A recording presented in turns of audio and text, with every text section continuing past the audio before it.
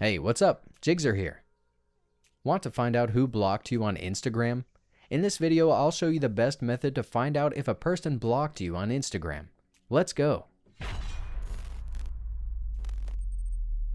One of the features of Instagram is that you can block other users from seeing your content or contacting you. However, Instagram does not notify the blocked user about this action. So if you're wondering someone might have blocked you, the first thing you need to do is to search for the specific username on Instagram.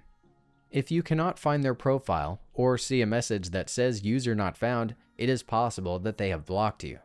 However, this is not conclusive evidence because they could have also deleted their account or changed their username. Another way to see if someone blocked you is to use a different account to look at their profile.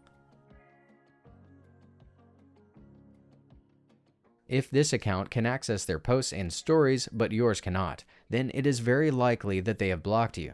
This means that they have prevented you from seeing their content on Instagram.